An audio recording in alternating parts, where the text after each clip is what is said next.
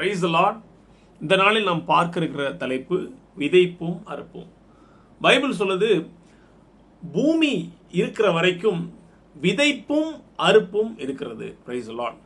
So நம்ம எதெல்லாம் விதைக்கலாம், எதெல்லாம் அறுக்கலாம்னு ஒரு சில எக்ஸாம்பிள்ஸ் நம்ம பார்க்கலாம். விதை அப்படிங்கன்னா ஒரு இன்வெஸ்ட்மெண்ட் மாதிரி.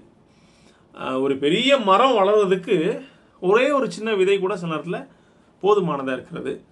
ஒரு பெரிய தோட்டத்தை உருவாக்குறதுக்கு ஒரு சில விதைகள் நமக்கு போதுமானதாக இருக்கிறது. அப்போது ஒரு பெரிய ரிட்டர்ன் ஆஃப் இன்வெஸ்ட்மெண்ட்டை எடுக்கிறதுக்கு நம்ம போடுற ஒரு சின்ன ஒரு இன்வெஸ்ட்மெண்ட் அப்படின்னு சொல்லி இந்த விதையை நம்ம பார்க்கலாம். Price the lord. ஸோ இந்த உலகத்தில் நம் எதெல்லாம் விதைக்கிறோமோ அதையே நாம் அறுக்கிறோம். இந்த உலகத்தில் கூட ஒரு பழமொழி இருக்குது, வினை விதைத்தவன் வினை அறுப்பான், திணை விதைத்தவன் திணை அறுப்பான். Price the Lord.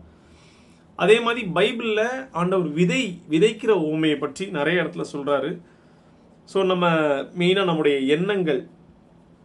எண்ணங்களை விதைக்கலாம், வார்த்தையை விதைக்கலாம், நம்முடைய செயல்களை விதைக்கலாம்.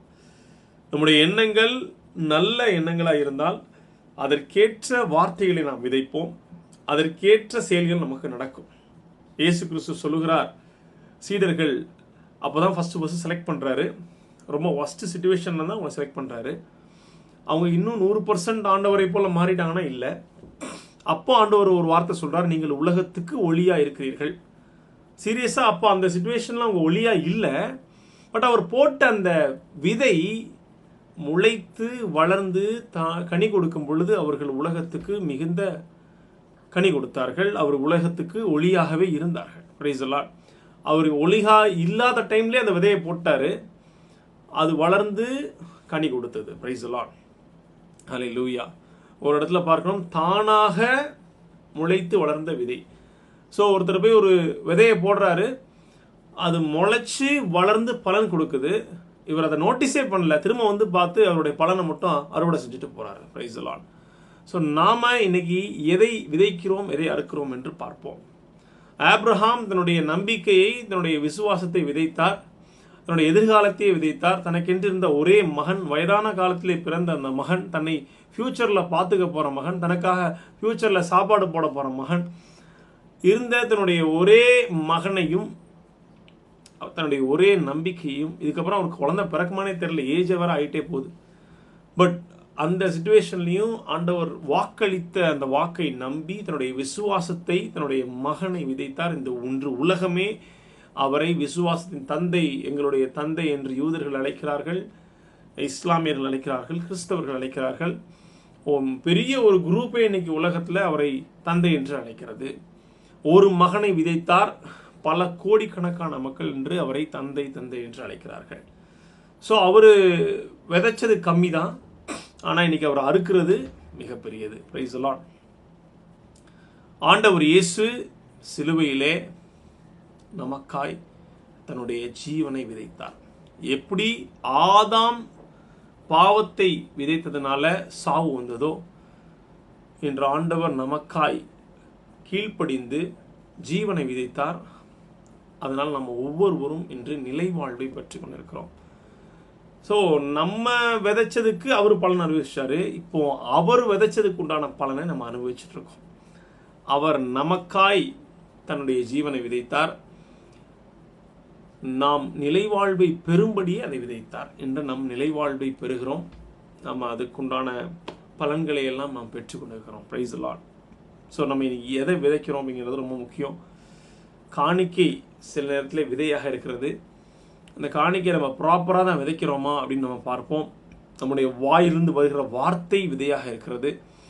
அந்த வார்த்தை கண்டிப்பாக விழுந்து முளைத்து பலன் கொடுக்கும். நிறைய எக்ஸாம்பிள் சொல்லலாம். நிறைய காரியங்கள் ஜெபிக்கிற நேரத்தில் அறிக்கையிட்டு டைரியில் எழுதி வச்சு ஜெபிக்கிறோம், அந்த காரியங்கள்லாம் நடந்துகிட்டே வருது.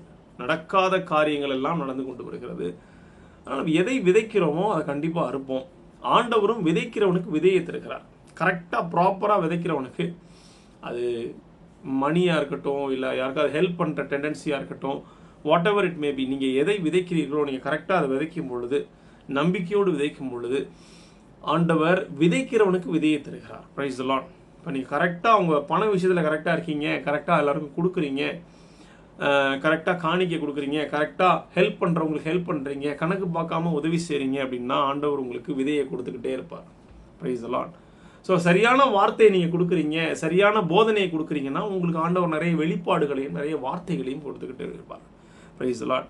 சூழ்நிலைக்கு ஏற்ற மாதிரி நம்ம போதிக்காமல் ஆண்டவர் நமக்கு சொல்லுகிற வார்த்தையை போதிக்கும் பொழுது, சரியாய் ஆண்டவருடைய வார்த்தையை கேட்டு போதிக்கும் பொழுது ஆண்டவர் அதற்கேற்ற வார்த்தைகளையும் விதைகளாய் நமக்கு அதிகமாகவே கொடுக்கிறார். Price the Lord.